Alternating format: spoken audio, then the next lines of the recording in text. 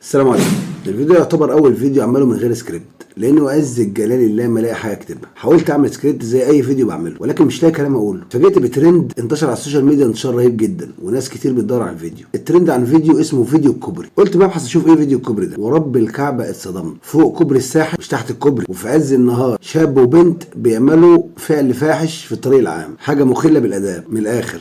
فوق الكوبري وبالنهار، في عز النهار، مش تحت الكوبري ولا بالليل، وبيعملوا حاجه مخله للاداب. انت متخيل وصلنا لحد فين؟ وانا كعادتي هنا في الفيديوهات دايما ببرر للناس وبتهمش الناس بالباطل، ولكن ناس زي دول البنت والولد دول انا هبرر اقول ايه؟ كانوا شاربين مثلا مش في وعيهم، برضه حاجه مش كويس. واحنا ليه وصلنا للدرجه دي؟ يعني انا عايز افهم احنا وصلنا ليه للدرجه دي؟ قله دين وقله ايمان وقله وعي وحاجه وبعد عن ربنا بطريقه رهيبه، واجهار بالمعصيه وحاجه. احنا داخلين في حيطه سد. في ايه تاني ممكن يتعمل؟ يعني قولوا لي في ايه تاني ممكن يتعمل اكتر من اللي بيحصل ده؟ ولد وبنت في عز النهار في الشارع يعملوا عامله زي دي. انا مش عارف سببه ايه. طب انا ابرر لهم الموضوع اقول ايه؟ طيب يعني انا علشان ما اظلمهمش ابرر اقول ايه؟ ربنا يهديهم ويهدينا يا رب، لان احنا بصراحه يعني تعدينا كل الحدود. وصلنا لمرحله بقول احنا بنلبس في الحيطه. ربنا ينجينا منها يا رب ويعدينا منها على خير. احنا ندعي كلنا ان ربنا يسترها معانا. والله بالله عليك هستاذنك هتدوس لايك على الفيديو وتشترك في القناه وتفعل زر الجرس عشان يوصلك كل جديد، ويا ريت تدعي لكل المسلمين ان ربنا يهديهم.